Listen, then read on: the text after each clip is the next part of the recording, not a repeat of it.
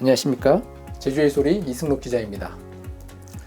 민선 8기 오영훈 도정의 두 번째 예산안 심사가 마무리됐습니다.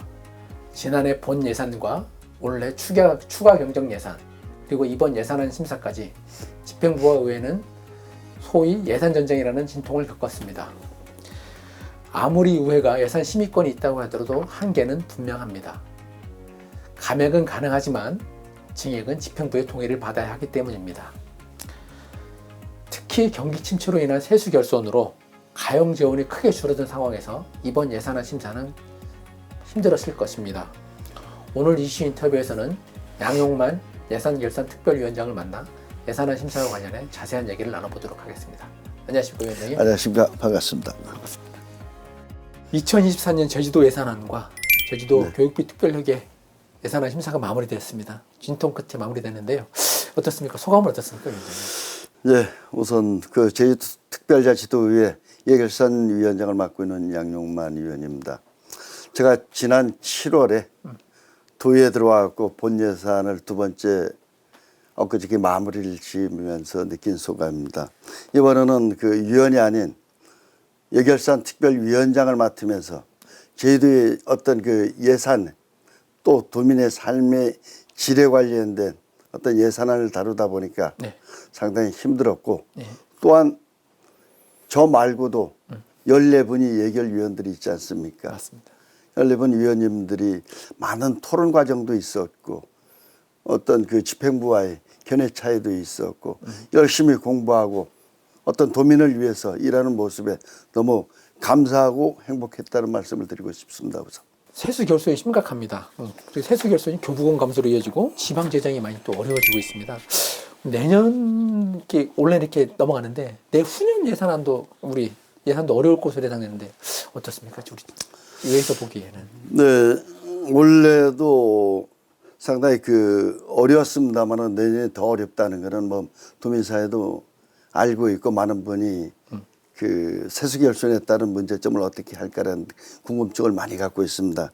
어쨌든 내년도 예산은 7조 2,104억으로 결정이 돼 있고 이 부분을 어떻게 만드느냐가 상당히 중요했다고 저는 보여집니다. 일단은 지방채 발행을 했고 또 우리가 그 통합재정안정기금에서 한 1,500을 차입을 했고 또 지역개발기금 640억 해갖고 우리가 쓸 수 있는 재원은 많이 그 끄집어내서 내년 어떤 재정에 투입은 했습니다마는 이게 어쨌든 갚아야 될 빚 아닙니까? 맞습니다. 저는 이런 생각을 갖고 있습니다.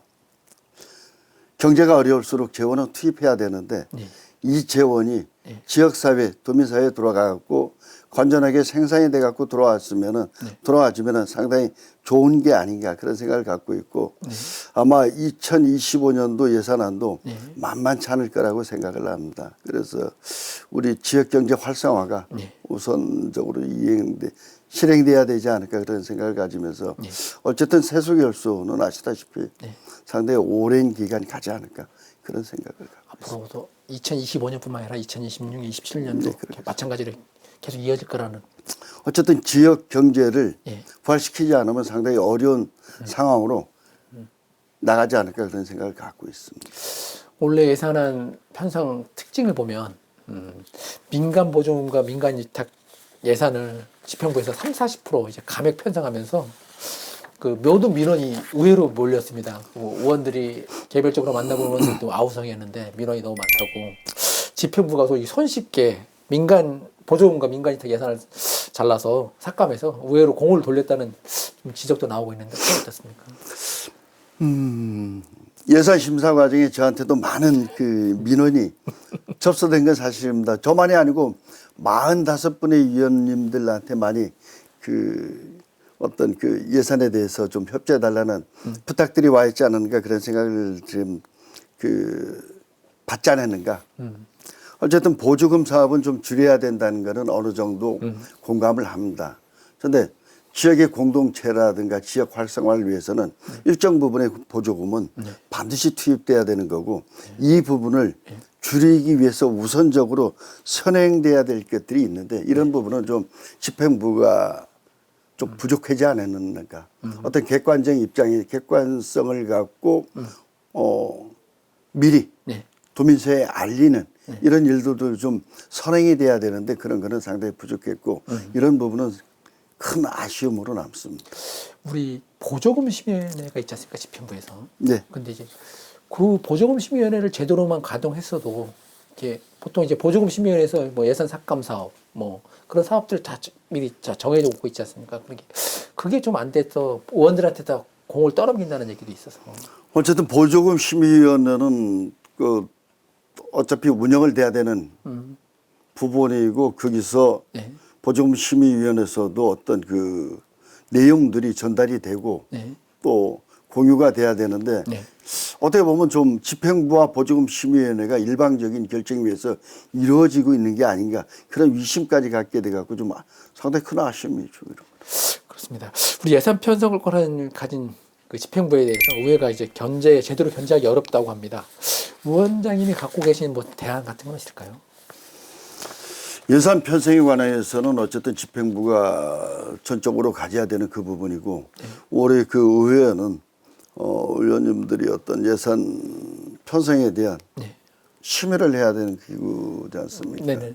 그러다 보니까 예산 편성에 대해서 어쩔 수 없이 도민사회를 위해서 지역경제를 위해서 쓰여지는 돈이기 때문에 본의 아니게 또 충돌도 있을 수 있고 심지어 예산 전쟁이라는 용어까지 나오지 않습니까? 맞습니다. 이거는 도민사회를 위해서 또 예산이 어떤 그 적재적소에 균형 있게 또 필요한데 쓰여지는가 하는 토론 과정이지 결코 이게 나쁘다고는 보여지지 않습니다. 맞습니다. 꼭 필요하고 어떻게 보면은 제가 서두에 말씀드렸습니다만은 예산 전쟁이라고 하는데 더 큰 전쟁이 벌어져 갖고 진짜 좋은 귀한 세수를 갖고 좋은 쪽에 쓰여지면은 더 좋지 않나 그런 생각을 갖고 있습니다. 그 우리 제주도와 의회의 상설 정책 협의회가 있지 않습니까? 근데 이제 예산안 편성 과정에서부터 아예 그 도와 집행부 간에 그 예산 정책 협의회를 그 2호조 입력 전에 하루도 한번 만나서 얘기를 나눴으면 그런 제안은 어떻습니까? 일정 부분 긍정적인 부분도 있지만은 좀 이런 예산에 관해 갖고 한 몇몇 분이 갖고 집행부와 어떤 예산에 관해 갖고 협의를 한다는 거는 또 부정적인 그런 어떤 내면도 있을 거라고 저는 생각을 합니다. 전체 위원들의 의견을 전달할 수 없는 것이고 거기서 협의해서 온다 그러면은 우리 의회 기능도 상당히 축소될 거라고 보여지고 큰 틀에서 예를 들어서 2호조라는 그 제도를 우리가 도입을 했는데 이런 부분에서 어떻게 할 거냐라든가 아니면은 보조금을 어느 선에서 또 어떤 방법으로 지역사회에 어떤 그 집행을 할 건가 이 정도로 해야지 큰 틀에서 뭐 만든다는 거는 좀 문제가 있다. 아무튼 위원장님 개인적으로는 그러니까 위원장님 생각으로는 상설 그 예산 정책 협의회 요거는 오히려 또 부작용이 더 클 거라는. 물론 부작용도 있을 수 있고 긍정적인 면도 있을 겁니다만은 오히려 부작용이 크지 않을까 그런 생각을 갖고 있습니다. 얼마 전에 그 행정규제 정비 촉진 조례안을 대표 발의했습니다. 뭐 이런 행정 규제에 대해서 평상시에 뭐 소신이나 뭐 그런 게 있나요? 우리가 손톱 및 가시라는 용어가 있지 않습니까? 행정 규제가 어떤 지역 사회 발전에 상당히 그 걸림돌이 되고 있다. 이런 규제들을 어떻게 관리하고 있는가를 살펴봤을 때 규제는 만들어 놓고 규제에 대한 관리를 안 하고 있더라. 또 규제가 만들어지면은 시대가 변하듯이 규제도 더 강화시킬 필요성도 있고 완화시킬 필요성도 있는데 이런 부분에 대해서 큰 관심이 없더라. 그래갖고 규제 계획을 통해 갖고 심의를 5년 단위로 하는 거를 3년 그리고 또 불필요한 규제는 좀 없애자.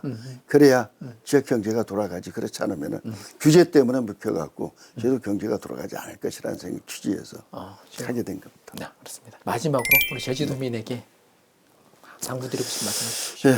도민 여러분 안녕하십니까. 저희도 의회 들어온 지 1년 반이 지났습니다. 예결산 위원장을 맡으면서 세수의 중요성을 또다시 느끼게 됐고, 세금은 꼭 필요한 곳에 또 소외계층을 위해서 쓰여지고 제주도 지역이 발전을 위해서 쓰여진다고 생각합니다. 그래서 예결산 위원장을 맡으면서 상당히 이런 부분에 관심을 갖고 또 많은 예결산 위원들과 내년도 예산을 심의했고 도민의 삶의 질 향상을 위해서 더 노력하는 의회가 되겠다는 말씀을 끝으로 드리겠습니다. 감사합니다. 지금까지 양용만 위원장을 만나 자세한 얘기를 나눠봤습니다. 제주도와 의회 양기관의 목표는 도민 복리와 삶의 질 향상입니다. 국민과 제주도민이 세금으로 만들어진 예산은 함부로 허투루 사용해서는 안 될 것입니다. 매년 반복되는 집행부와 의회의 예산 전쟁 대신 생산적인 토론과 논쟁을 통해 합리적인 대안을 찾았으면 합니다. 이상 이슈 인터뷰를 마치도록 하겠습니다. 고맙습니다. 감사합니다.